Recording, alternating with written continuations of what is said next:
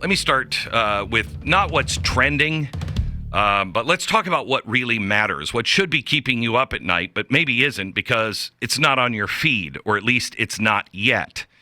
As anti-Semitism is spreading its civilizational poison all over America, as Tom Homan yesterday warned of another 9/11 style attack on the homeland, as the Democrats strangely keep fighting for the rights of those who are literally spreading hate, violence, and death in our colleges and our streets, as Congress remains fast asleep, yet you're wide awake every night, kept awake by your growing debt and shrinking dollar. Let me share the latest from Jamie Dimon that nobody I have seen has shared with you yet. It was a talk that he gave at the Reagan National Defense Forum in California. Jamie Dimon, who is the CEO of JPMorgan Chase, one of the largest and most influential financial institutions on earth, he delivered a warning. And it wasn't about coming interest rates, not about inflation curves or crypto adoption or anything else. I want you to hear what he said about Bitcoin. Do we have that audio, please? I was saying we shouldn't be stockpiling Bitcoin. We should be stockpiling guns, bullets, tanks, planes, drones, rare earths. We know what we need to do. This is not a mystery. Did you say stockpiling Bitcoin? I said we shouldn't be stockpiling Bitcoin. Oh, it shouldn't be. Okay. We should be stockpiling bullets. Okay. The military guys tell you that, if there's a war in the South China Sea, we have missiles for 7 days. Okay, come on. I mean, we can't say that with a straight face and think that's okay. Do you notice what the reporter did on stage? She was trying to do a gotcha. You're saying we should stock Bitcoin? Oh, okay. All right. She missed the whole point. He's referencing the Pentagon data saying we only have enough precision-guided missiles for 7 days of sustained conflict. I don't know. Does that sound like a problem for anybody? Let that settle in. A week. That's what stands between deterrence and desperation if war would break out in the South China Sea. 7 days. And remember what I shared with you yesterday, the drone bombing in Ukraine or by Ukraine that wiped out an estimated 1/3 of the Russian nuclear strategic air command. 1/3 of Russia's nuclear strategic air command. Ukraine, they did that. That's a country that's almost in third world status, no real military left, and certainly no missiles. They did it with drones.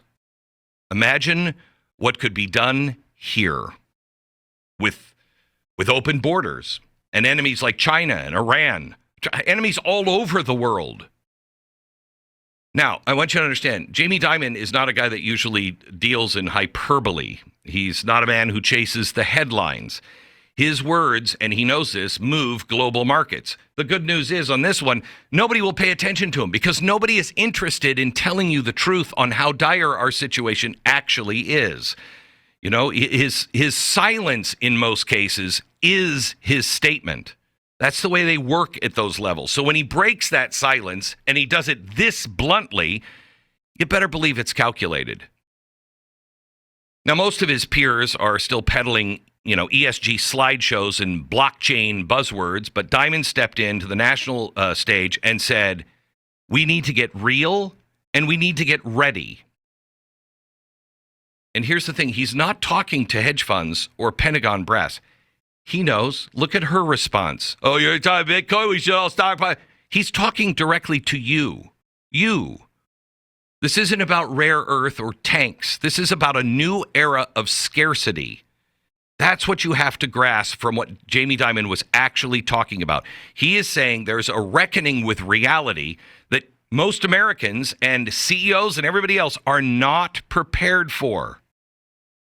Play cut 2 of this, please. You are going to see a crack in the bond market, okay? It is going to happen.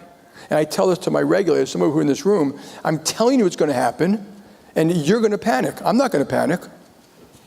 We'll be fine. We'll probably make more money, and then some of my friends will tell me that we like crises because it's good for JPMorgan Chase. Not really. I just don't know if it's going to be a crisis in 6 months or 6 years.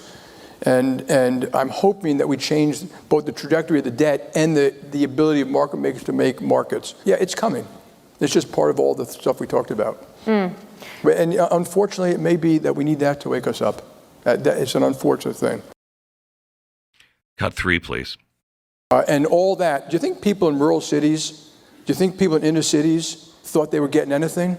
Do you think that those people think that the American government is fair and competent and that this was in their best interest? Their schools don't work. They're not getting the skills they need. And you heard that just now. So we got to acknowledge these.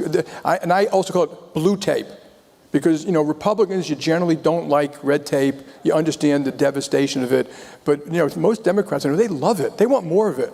And they want to make it so confusing you can't even meet the rules, so you get punished and fined afterwards. Celebrate our virtues: freedom of speech, freedom of religion, freedom of enterprise, equal opportunity, family, God, country.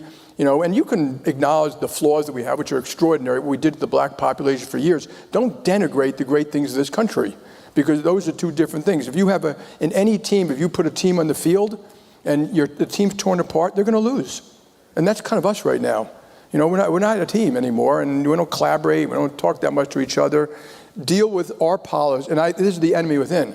We've got to fix our permitting, our regulations, our immigration, our taxation, which I think they're on their way. We have to fix our inner city schools, our healthcare system. Okay, so let's unpack this here for a second.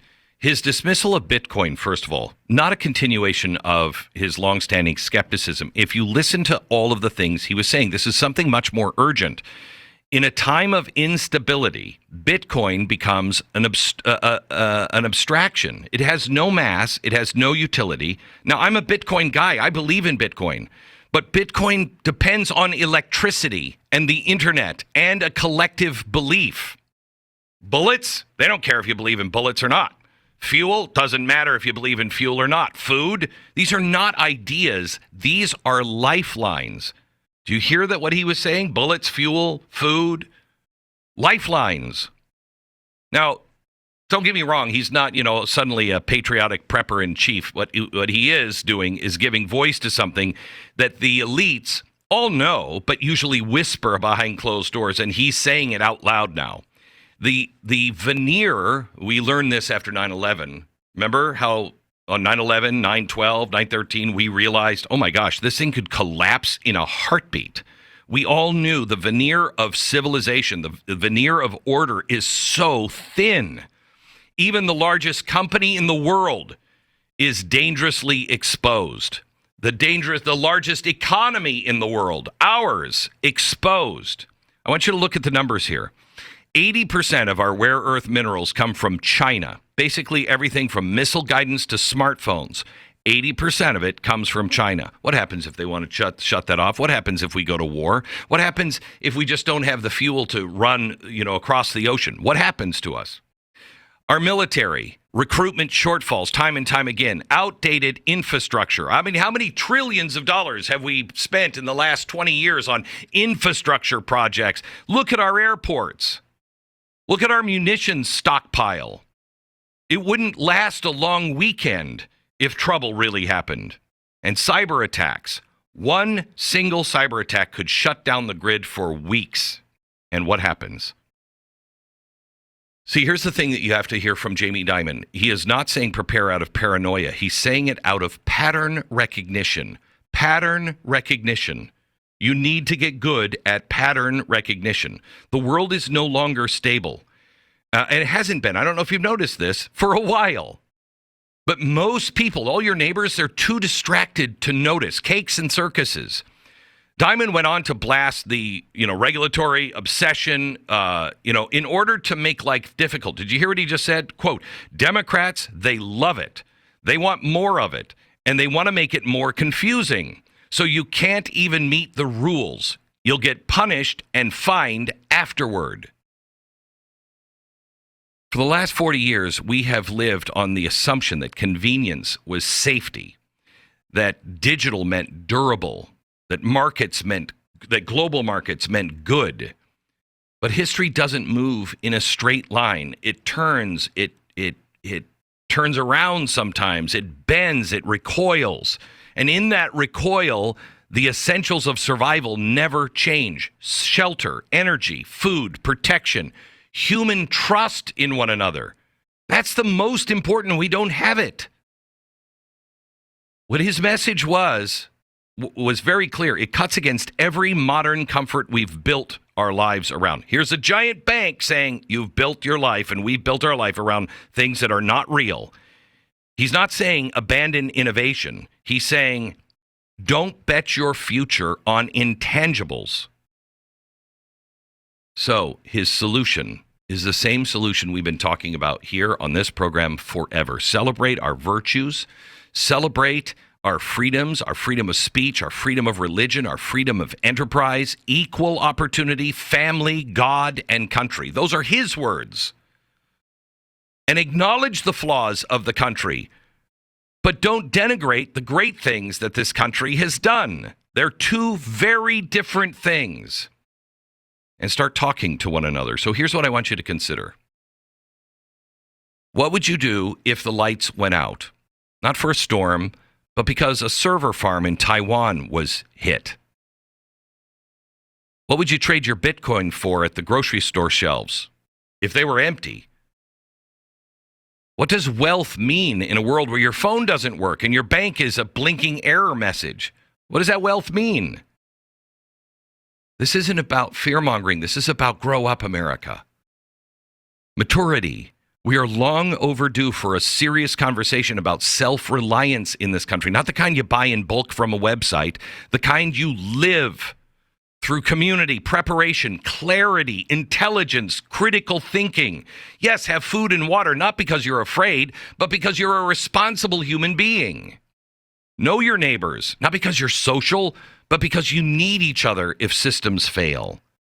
Understand your rights not because you just want to use them, but because you know someday you may have to use them. I want you to know this whole message from him, I believe, and definitely from me, is not about war. It's not warning you about war or famine or anything else. It's warning you, wake up. Wake up. Ignore what's happening today at your own peril. We've spent far too many days and years now worshiping the screen and the stock ticker and the illusion that problems can be innovated away. But history has a really brutal way of humbling people and civilizations that trade resilience for comfort.